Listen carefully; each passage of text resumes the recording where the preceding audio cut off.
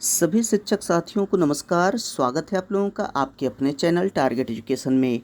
दोस्तों, आज मैं आप लोगों के लिए सामान्य अध्ययन का महत्वपूर्ण प्रश्नों का सेट लेकर आया हूं, जो कि प्रधान शिक्षक एग्जाम के लिए काफ़ी इम्पोर्टेंट साबित होगा। जी हाँ दोस्तों, अगर आप मेरे चैनल पर नए हैं तो चैनल को सब्सक्राइब जरूर कर लें, बेल आइकन को जरूर दबाइए ताकि इसी प्रकार की महत्वपूर्ण वीडियो की नोटिफिकेशन आप लोगों तक आसानी से पहुँच सके। तो दोस्तों, आइए शुरू करते हैं आज का पहला प्रश्न। जी हाँ दोस्तों, आज का पहला प्रश्न है कि मानव उपयोग में लाई गई पहली धातु कौन सी थी। जी हाँ दोस्तों, मानव उपयोग में लाई गई सबसे पहली धातु कौन सी थी। इसका सही आंसर है ऑप्शन डी, तांबा धातु। जी हाँ दोस्तों, मनुष्य सबसे पहला जो प्रयोग किया धातु का, तो वह धातु था तांबा धातु। नेक्स्ट है सेकेंड नंबर का प्रश्न कि आर्यों का मुख्य पेशा क्या था। जी हाँ, आर्यों का मुख्य पेशा क्या था। तो दोस्तों, इसका सही आंसर होगा ऑप्शन बी, पशुपालन। जी हाँ दोस्तों, आर्यों का मुख्य पेशा पशुपालन था। नेक्स्ट है तीसरा प्रश्न। जी हाँ, तीसरा प्रश्न है कि मौर्य राजवंश की स्थापना किसने की थी। तो दोस्तों, इसका सही आंसर होगा ऑप्शन बी, चंद्रगुप्त मौर्य ने। जी हाँ, मौर्य वंश की स्थापना चंद्रगुप्त मौर्य थे।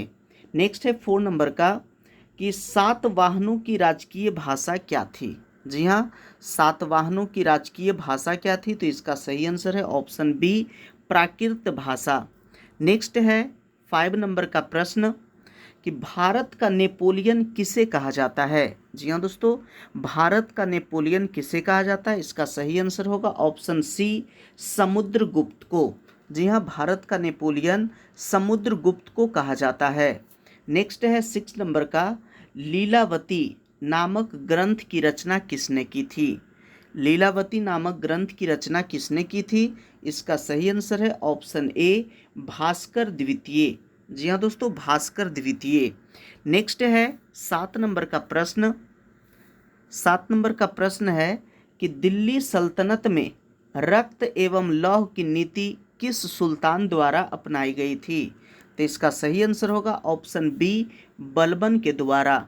जी हाँ दोस्तों, बलबन के द्वारा ही दिल्ली सल्तनत में रक्त एवं लौह की नीति को अपनाया गया था।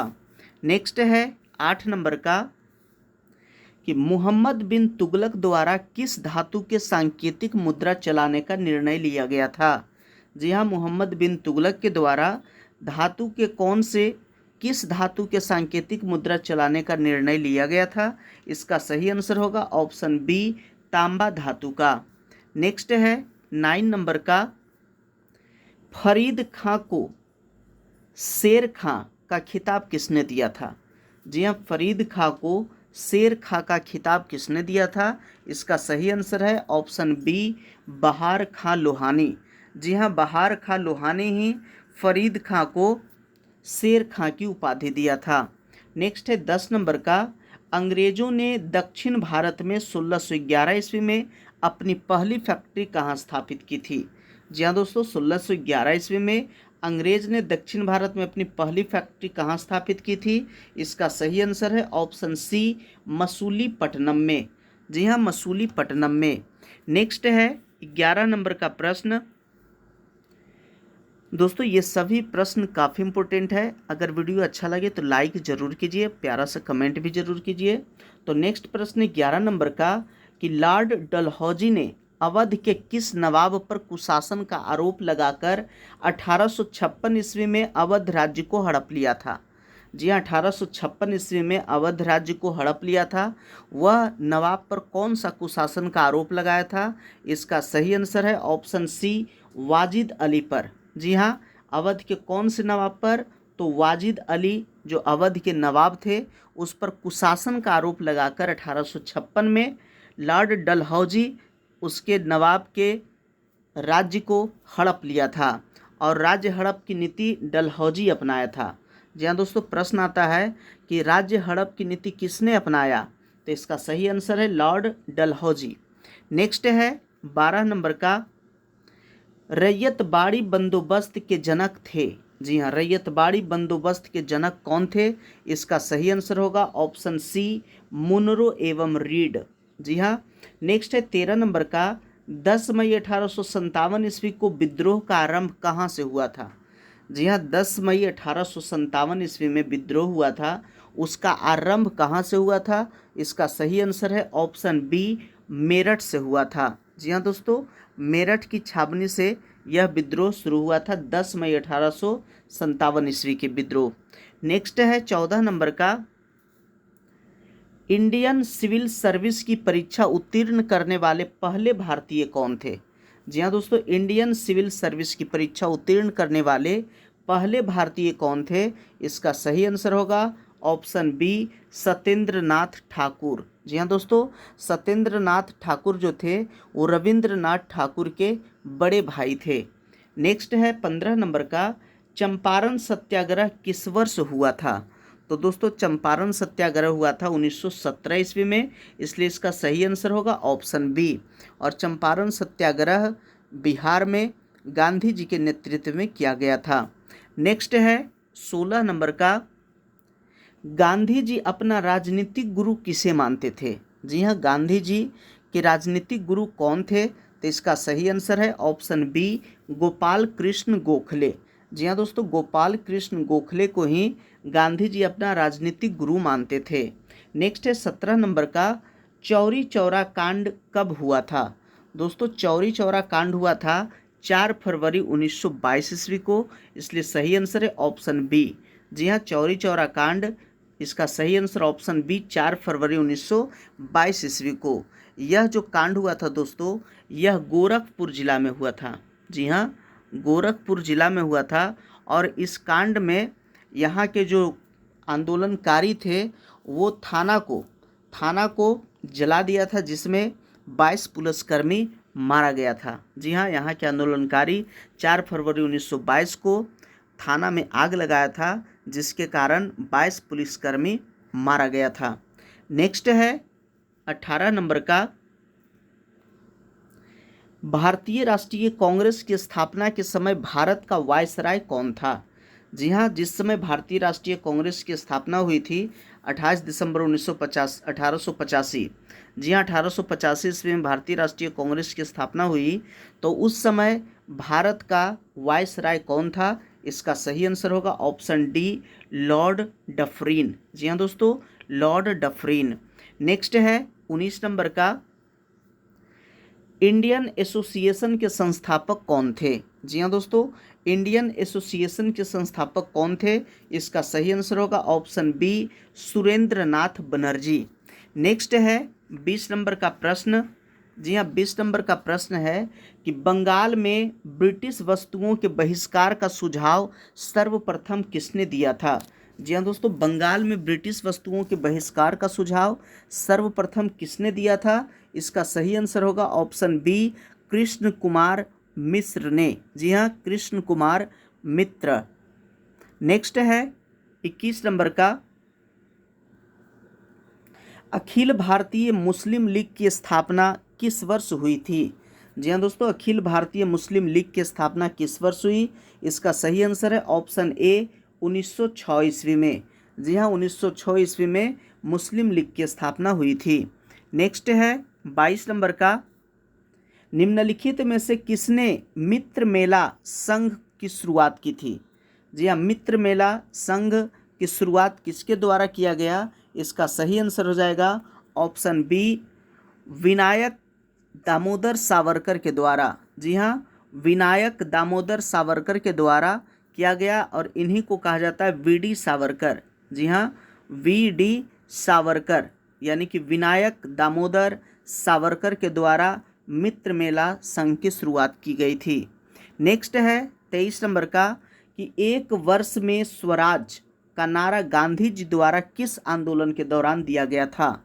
जी हाँ दोस्तों, एक वर्ष में स्वराज का नारा गांधी जी दिए थे, वह किस आंदोलन के तहत दिए थे? तो इसका सही आंसर है ऑप्शन ए, असहयोग आंदोलन के दौरान। जी हाँ दोस्तों, असहयोग आंदोलन जो कि 1920 ईस्वी में हुआ था, 1920 ईस्वी में असहयोग आंदोलन हुआ था, और इसी आंदोलन के दौरान गांधी जी नारा दिए थे कि एक वर्ष में स्वराज। नेक्स्ट है 24 नंबर का, कि भारत विभाजन के समय कांग्रेस अध्यक्ष कौन थे? जी हाँ, भारत विभाजन के समय कांग्रेस अध्यक्ष कौन थे? इसका सही आंसर होगा ऑप्शन बी, जेबी कृपलानी। जी हाँ, भारत विभाजन के समय कांग्रेस के अध्यक्ष थे जेबी कृपलानी। नेक्स्ट है 25 नंबर का, 1946 ईस्वी में भारत आए कैबिनेट मिशन का नेतृत्व किसने किया था? जी हाँ दोस्तों, 1946 ईस्वी में भारत आया था कैबिनेट मिशन, तो उसका नेतृत्व किसने किया था? तो इसका सही आंसर है option A, sir Pethick Lawrence. जी हाँ, सर पैथिक लॉरेंस। नेक्स्ट है 26 नंबर का प्रश्न है कि भारत छोड़ो आंदोलन का प्रस्ताव पारित होने के बाद गांधी जी को गिरफ्तार कर कहाँ रखा गया था? जी हाँ दोस्तों, भारत छोड़ो आंदोलन जो 1942 ईस्वी में हुआ था, जी हाँ, भारत छोड़ो आंदोलन 1942 ईस्वी में हुआ था। तो उस आंदोलन के पारित होने के बाद, जी हाँ, आंदोलन होने के लिए प्रस्ताव पारित हुआ था, तो प्रस्ताव पारित होने के बाद गांधी जी को अंग्रेज पुलिस गिरफ्तार कर लिया था। तो गिरफ्तार करके वो आगा खां पैलेस में रखा था। जी हाँ, इसका सही answer option D, Gandhi ji को कहाँ रखा गया था? तो आगा खां पैलेस में रखा गया था। नेक्स्ट है 27 नंबर का कि गांधी जी द्वारा व्यक्तिगत सत्याग्रह के तहत प्रथम सत्याग्रह किसे चुना गया था? जी हाँ दोस्तों, गांधी जी के द्वारा व्यक्तिगत सत्याग्रह के तहत प्रथम सत्याग्रही किसे चुना गया था? तो इसका सही आंसर होगा ऑप्शन डी, विनोबा भावे को। नेक्स्ट है 28 नंबर का कि मुस्लिम लीग द्वारा किस वर्ष पाकिस्तान की स्थापना संबंधी मांग का प्रस्ताव पेश किया गया था? जी हाँ, मुस्लिम लीग जो था वह पाकिस्तान की स्थापना संबंधी मांग का प्रस्ताव पेश किया था। तो यह प्रस्ताव कब पेश किया था? तो इसका सही आंसर है ऑप्शन सी, 1940 ईस्वी में पेश किया गया था। और दोस्तों, इसकी अध्यक्षता किया गया था मोहम्मद अली जिन्ना के द्वारा। जी हाँ, मोहम्मद अली जिन्ना के द्वारा ही इसकी प्रस्तावना पेश करने की अध्यक्षता की गई थी। नेक्स्ट है 29 नंबर का कि निम्नलिखित में से किसने सांप्रदायिक अधिनियम घोषित किया था? जी हाँ, सांप्रदायिक अधिनियम किसने घोषित किया था? इसका सही आंसर है ऑप्शन सी, रैमजे मैकडोनाल्ड। जी हाँ दोस्तों, रैमजे मैकडोनाल्ड। नेक्स्ट है 30 नंबर का प्रश्न कि 1928 में नेहरू रिपोर्ट किसने तैयार की थी? जी हाँ, नेहरू रिपोर्ट किसने तैयार की थी? तो इसका सही आंसर है ऑप्शन बी, ML नेहरू, यानी कि मोतीलाल नेहरू ने ही 1928 ईस्वी में नेहरू रिपोर्ट तैयार किए थे। नेक्स्ट है 31 नंबर का कि वर्ष 1999 में अखिल भारतीय खिलाफत सम्मेलन का अध्यक्ष किसे चुना गया था? जी हाँ दोस्तों, 1919 ईस्वी में अखिल भारतीय खिलाफत सम्मेलन का अध्यक्ष किसे चुना गया? तो इसका सही आंसर होगा ऑप्शन बी, महात्मा गांधी को। नेक्स्ट है 32 नंबर का कि निम्नलिखित में कौन भारत का एकमात्र यहूदी वायसराय था? जी हाँ, भारत का एकमात्र यहूदी वायसराय कौन था? इसका सही आंसर है ऑप्शन डी, लॉर्ड रीडिंग। जी हाँ, लॉर्ड रीडिंग। नेक्स्ट है 33 नंबर का 17वां प्रवासी भारतीय दिवस समारोह का आयोजन कहाँ किया गया था? तो दोस्तों, इसका सही आंसर है ऑप्शन सी, इंदौर में। जी हाँ, इंदौर में 17वां प्रवासी भारतीय दिवस समारोह का आयोजन किया गया था। नेक्स्ट है 34 नंबर का भारत के पहले और विश्व के दूसरे इन्फेंट्री रिसर्च सेंटर और संग्रहालय का उद्घाटन किया गया, तो कहाँ किया गया? तो इसका सही आंसर है ऑप्शन डी, मध्य प्रदेश में। जी हाँ दोस्तों, भारत के पहले और विश्व के दूसरे इन्फेंट्री रिसर्च सेंटर और संग्रहालय का उद्घाटन किया गया मध्य प्रदेश में। नेक्स्ट है 35 नंबर का द लाइट वी कैरी पुस्तक के लेखक कौन हैं? जी हाँ, द लाइट वी कैरी पुस्तक के लेखक कौन है? तो इसका सही आंसर हो जाएगा ऑप्शन बी, मिशेल ओबामा। जी हाँ दोस्तों, मिशेल ओबामा। नेक्स्ट है 36 नंबर का कि शरत कमल अचंत को मेजर ध्यानचंद खेल रत्न पुरस्कार 2022 से सम्मानित किया गया है। यह सम्मान उन्हें किस खेल में असाधारण उपलब्धियों के लिए प्रदान किया गया? तो इसका सही आंसर है ऑप्शन बी, टेबल टेनिस के लिए। जी हाँ, शरत कमल अचंत को मेजर ध्यानचंद खेल रत्न पुरस्कार 2022 मिला था, वह टेबल टेनिस के लिए मिला था। नेक्स्ट है 37 नंबर का कि प्रधानमंत्री नरेंद्र मोदी द्वारा नवंबर 2022 को डोनई पोलो ग्रीन फील्ड हवाई अड्डे का उद्घाटन किया गया। यह हवाई अड्डा किस राज्य में है? तो इसका सही आंसर है ऑप्शन सी, अरुणाचल प्रदेश में। नेक्स्ट है 38 नंबर का, किस राज्य में भारत उज्बेकिस्तान द्विवार्षिक सैन्य अभ्यास डस्टलिक, जी हाँ DUSTLIK 2023 का आयोजन किया गया? इसका सही आंसर है ऑप्शन डी, उत्तराखंड में। जी हाँ दोस्तों, उत्तराखंड में। नेक्स्ट है 39 नंबर का, कि मुख्यमंत्री आवासीय भूमि अधिकार योजना किस राज्य में शुरू की गई है? जी हाँ, मुख्यमंत्री आवासीय भूमि अधिकार योजना किस राज्य में शुरू की गई? इसका सही आंसर होगा ऑप्शन डी, मध्य प्रदेश में। नेक्स्ट है 40 नंबर का प्रश्न, कि मार्च 2023 में सरस्वती सम्मान 2023 से किसे सम्मानित किया गया? तो इसका सही आंसर होगा ऑप्शन ए, शिव शंकरी को। जी हाँ, शिव शंकरी को सरस्वती सम्मान 2023 से सम्मानित किया गया उनकी आत्मकथा सूर्यवंशम के लिए। जी हाँ, सूर्यवंशम के लिए शिव शंकरी को सरस्वती सम्मान दिया गया। जी हाँ, सूर्यवंशम उनकी आत्मकथा थी और आत्मकथा के लिए ही उन्हें शिव शंकरी को सरस्वती सम्मान 2023 से सम्मानित किया गया। नेक्स्ट है 41 नंबर का, कि किस ऑपरेशन के तहत भारत ने भूकंप प्रभावित देश तुर्की और सीरिया को मानवीय सहायता प्रदान की? जी हाँ, किस ऑपरेशन के तहत? इसका सही आंसर है ऑप्शन ए, ऑपरेशन दोस्त के तहत। जी हाँ, उस ऑपरेशन का नाम दिया गया ऑपरेशन दोस्त। नेक्स्ट है 42 नंबर का, कि भारत का पहला निजी रूप से विकसित रॉकेट का नाम क्या है? जी हाँ दोस्तों, भारत का पहला निजी रूप से विकसित रॉकेट का नाम क्या है? तो इसका सही आंसर हो जाएगा ऑप्शन बी, विक्रम एस। जी हाँ, विक्रम एस। नेक्स्ट है 43 नंबर का, आइसोहेलाइन किनको जोड़ने वाली रेखाएं हैं? जी हाँ, आइसोहेलाइन रेखा किसको कहा जाता है? इसका सही आंसर है ऑप्शन डी, समान लवणता को। जी हाँ, समान लवणता को जोड़ने वाली रेखाएं को आइसोहेलाइन रेखा कहा जाता है। नेक्स्ट है 44 नंबर का, क्षुद्र ग्रह किन दो ग्रहों के बीच पाए जाते हैं? जी हाँ दोस्तों, क्षुद्र ग्रह किन दो ग्रहों के बीच पाए जाते हैं? इसका सही आंसर होगा ऑप्शन बी, मंगल और बृहस्पति के बीच। नेक्स्ट है 45 नंबर का, फेडरेशन कप का संबंध किस खेल से है? जी हाँ दोस्तों, फेडरेशन कप का संबंध किस खेल से है? तो इसका सही आंसर हो जाएगा ऑप्शन ए, फुटबॉल के खेल से है। जी हाँ, फेडरेशन कप फुटबॉल से संबंधित है। नेक्स्ट है 46 नंबर का, ओणम मुख्य रूप से किस राज्य में मनाया जाने वाला कृषि फसल उत्सव है? जी हाँ दोस्तों, ओणम मुख्य रूप से कौन से राज्य में मनाया जाता है? तो इसका सही आंसर हो जाएगा ऑप्शन सी, केरल। एक बात याद रखिएगा, ओ के। जी हाँ, ओ से ओणम, के से केरल। जी हाँ, ओणम त्यौहार केरल राज्य से संबंधित है।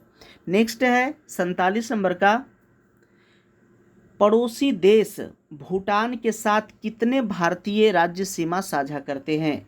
जी हाँ दोस्तों, भूटान हमारा पड़ोसी देश है, तो यह पड़ोसी देश के साथ भारत के कितने राज्य की सीमा उससे टच करती है? तो इसका सही आंसर हो जाएगा ऑप्शन बी, 4 राज्यों की सीमा टच करती है। और उन राज्यों में नाम आता है असम का। जी हाँ, असम, और उसके बाद पश्चिम बंगाल। जी हाँ दोस्तों, पश्चिम बंगाल का सीमा भी टच करता है भूटान से, और अरुणाचल प्रदेश और सिक्किम। जी हाँ, सिक्किम का भी सीमा टच करता है भूटान से। तो ये 4 राज्य जो है वह भूटान से टच करता है, भूटान के सीमा से, सिक्किम, असम, पश्चिम बंगाल और अरुणाचल प्रदेश। नेक्स्ट प्रश्न है 48 नंबर का, निम्नलिखित में कौन ग्रीन हाउस गैस का उदाहरण नहीं है? जी हाँ दोस्तों, निम्नलिखित में से कौन ग्रीन हाउस गैस का उदाहरण नहीं है? इसका ऑप्शन देखिए, ऑप्शन ए है जलवाष्प, जो कि ग्रीन हाउस गैस का उदाहरण है। कार्बन डाइऑक्साइड भी ग्रीन हाउस गैस का उदाहरण है। नाइट्रिक ऑक्साइड ये ग्रीन हाउस गैस का उदाहरण नहीं है। और क्लोरोफ्लोरोकार्बन ये भी ग्रीन हाउस गैस का उदाहरण है। प्रश्न कहता है कि ग्रीन हाउस गैस का उदाहरण कौन नहीं है? इसका सही आंसर होगा option C, nitric oxide. Next है 49 नंबर का, कि निम्न में से किस शहर को जापान का पिट्सबर्ग कहा जाता है? जी हाँ दोस्तों, जापान का पिट्सबर्ग किसे कहा जाता है? इसका सही आंसर होगा ऑप्शन सी, यावाटा शहर को। जी हाँ दोस्तों, यावाटा शहर को जापान का पिट्सबर्ग कहा जाता है। नेक्स्ट है 50 नंबर का प्रश्न कि विश्व हिंदी दिवस कब मनाया जाता है? जी हाँ दोस्तों, विश्व हिंदी दिवस कब मनाया जाता है? सही आंसर है ऑप्शन बी, 10 जनवरी को। जी हाँ, 10 जनवरी को विश्व हिंदी दिवस मनाया जाता है। नेक्स्ट है 51 नंबर का, स्वपोषी पादपों में भोजन बनाने के लिए आवश्यक क्या है? जी हाँ दोस्तों, स्वपोषी पादप वैसे पादप जो अपना भोजन स्वयं बनाता है, और जितने भी पादप है वे सभी अपना भोजन स्वयं ही बनाता है। तो उसको भोजन बनाने के लिए क्या आवश्यक है? यहाँ ऑप्शन ए कहता है कि क्लोरोफिल की उपस्थिति होना चाहिए, यह सही है। जल और कार्बन डाइऑक्साइड भी चाहिए, ये भी सही है। सूर्य प्रकाश चाहिए, तो ये भी सही है। इसलिए इसका सही आंसर हो जाएगा ऑप्शन डी, उपर्युक्त सभी। नेक्स्ट है 52 नंबर का, इनमें से किसके द्वारा अमीबा भोजन ग्रहण करता है? जी हाँ दोस्तों, अमीबा भोजन ग्रहण किसके द्वारा करता है? इसका सही आंसर हो जाएगा ऑप्शन सी, कूटपाद के द्वारा। जी हाँ, अमीबा भोजन ग्रहण करता है कूटपाद के द्वारा। नेक्स्ट है 53 नंबर का। जी हाँ, 53 में दिया गया है, यहाँ देखिए सूची 1 और सूची 2 का मिलान करना है। तो इसमें कहा है कि सूची 1 और सूची 2 को मिलान करें एवं कूट का प्रयोग कर सही उत्तर चुनें। यहाँ देखिए ऑप्शन दिया गया है ए बी सी डी, इसमें से कौन सा आंसर होगा, यहाँ से आंसर देना है। जी हाँ दोस्तों, तो यहाँ कहता है कि जीव का नाम है सूची 1 में, और सूची 2 में श्वसन अंग है। तो हम देखेंगे कि मछली जो है वह किससे सांस लेता है, यानी कि जीव का नाम और श्वसन अंग है। तो मछली का श्वसन अंग आप सभी जानते होंगे कि मछली जो श्वसन लेती है वह गलफड़ा से, यानी कि गलफड़ा यानी कि गिल्स। तो मछली का मिलान होगा 3 से, यानी कि ए का हो जाएगा 3। अब देखिए तिलचट्टा, तो तिलचट्टा जो सांस लेता है उसका अंग को कहते हैं ट्रैकिया। जी हाँ, यानी कि बी का 1। और देखिए मेढक, तो मेढक जो सांस लेता है वह त्वचा से लेता है, इसलिए सी का हो जाएगा 4। देखिए सी का 4। और डी लिजार्ड, लिजार्ड यानी कि छिपकली जो है वह सांस लेता है। देखिए ऑप्शन क्या बचा, 2 बचा, तो यह 2 के साथ मिलेगा। मनुष्य जो है वह भी फेफड़ा से ही, जो हम लोग भी सांस लेते हैं फेफड़ा से। तो देखिए यहाँ हो जाएगा डी का 2। तो यहाँ ए का 3 देखिए सभी में है, बी का 1, तब बी का 1 देखिए 2 में है, तो यानी कि सी और डी है जो गलत हो गया। और मेढक यानी कि सी का 4, तो सी का देखिए 4 है जो ऑप्शन बी में है, और डी का 2 भी ऑप्शन बी में ही है। तो इसलिए सही आंसर होगा ऑप्शन बी। जी हाँ दोस्तों, ऑप्शन बी। नेक्स्ट है 54 नंबर का प्रश्न है कि एक कोशिकीय शैवाल में जल का परिवहन होता है, किसके द्वारा होता है? तो इसका सही आंसर होगा ऑप्शन बी, विसरण के द्वारा होता है। जी हाँ, एक कोशिकीय शैवालों में जल का परिवहन विसरण के द्वारा होता है। नेक्स्ट है 55 नंबर का, कि निम्न में से कौन सा कथन असत्य है? जी हाँ दोस्तों, कौन सा कथन असत्य है? तो यहाँ ऑप्शन दिया गया है कि एक्सॉन के चारों ओर से घिरी श्वेत झिल्ली को माइलिन शीथ कहते हैं, यह सही है। पश्च मस्तिष्क 5 पिंडों में बटा होता है, यह गलत है। आँख की पेशियों का नियंत्रण मध्य मस्तिष्क करता है, ये भी सही है। पौधों में तंत्रिकीय नियंत्रण नहीं पाया जाता, ये भी सही है। तो यहाँ कह रहा है कि कौन सा कथन असत्य है? तो असत्य कथन जो है पश्च मस्तिष्क के 5 पिंडों में बटा होता है, यह असत्य कथन है, इसलिए सही आंसर है ऑप्शन बी। नेक्स्ट है 56 नंबर का, इनमें से बुद्धि और चतुराई का केंद्र कौन सा है? जी हाँ दोस्तों, बुद्धि और चतुराई का केंद्र कौन सा है? तो इसका सही आंसर होगा ऑप्शन सी, सेरिब्रम। जी हाँ, सेरिब्रम को ही बुद्धि और चतुराई का केंद्र कहा जाता है, जो मस्तिष्क में पाया जाता है। नेक्स्ट है 57 नंबर का प्रश्न है कि अलैंगिक जनन की विधि क्या है? जी हाँ दोस्तों, अलैंगिक जनन की विधि क्या है? तो इसका सही आंसर है ऑप्शन डी। जी हाँ, विखंडन, मुकुलन और बीजाणु जनन, ये सभी है अलैंगिक जनन की विधि, इसलिए इसका सही आंसर ऑप्शन डी, इनमें से सभी। नेक्स्ट है 58 नंबर का, पराग कोश में पाए जाते हैं। जी हाँ, पराग कोश में क्या पाए जाते हैं? तो इसका सही आंसर होगा ऑप्शन बी, पराग कण। जी हाँ दोस्तों, पराग कोश में पराग कण पाया जाता है, इसलिए सही आंसर ऑप्शन बी। नेक्स्ट है 59 नंबर का, कि नेत्र के रेटिना पर किसी वस्तु के बने प्रतिबिंब की प्रकृति कैसी होती है? जी हाँ, हम लोगों के आँख के रेटिना पर किसी वस्तु का प्रतिबिंब बनता है, तभी हम किसी वस्तु को देख पाते हैं। तो वह प्रतिबिंब कैसा होता है? तो इसका सही आंसर हो जाएगा ऑप्शन सी, वह प्रतिबिंब वास्तविक होता है, उल्टा होता है और छोटा होता है, इसलिए सही आंसर है ऑप्शन सी। नेक्स्ट है 60 नंबर का, कि जब किसी तार में विद्युत धारा प्रवाहित होती है तब सर्वप्रथम गतिशील कण कौन होते हैं?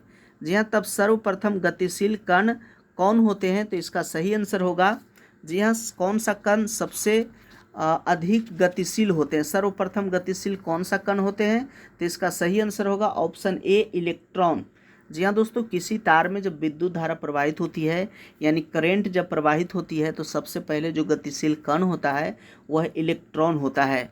नेक्स्ट है 61 नंबर का, कि सौर पैनल बनाया जाता है। जी हाँ दोस्तों, सौर पैनल बनाया जाता है, किससे बनाया जाता है? तो इसका सही आंसर होगा ऑप्शन बी, अनेक सौर सेलों को संयोजित करके। जी हाँ, अनेक सौर सेलों को संयोजित करके सौर पैनल बनाया जाता है। नेक्स्ट है 62 नंबर का, कि मापन मुख्य रूप से एक प्रक्रिया है। मापन मुख्य रूप से किसकी प्रक्रिया है? तो इसका सही आंसर होगा ऑप्शन सी, तुलना करने की प्रक्रिया है। जी हाँ, हम लोग जो मापन करते हैं तो एक प्रकार से तुलना करते हैं, तो इसलिए तुलना करने की प्रक्रिया है। नेक्स्ट है 63 नंबर का, यदि किसी वस्तु द्वारा तय की गई दूरी समय के अनुक्रमानुपाती होती है तो हम कह सकते हैं कि वस्तु एक समान चाल से चल रही है, इसलिए सही आंसर ऑप्शन बी। जी हाँ दोस्तों, यदि किसी वस्तु द्वारा तय की गई दूरी समय के अनुक्रमानुपाती होती है, यानी कि जैसे जैसे समय बढ़ेगा वैसे वैसे दूरी बढ़ेगा, तब उसे हम कहते हैं कि वस्तु एक समान चाल से चल रही है, इसलिए सही आंसर ऑप्शन बी। नेक्स्ट है 64 नंबर का, कि जड़त्व का गुण।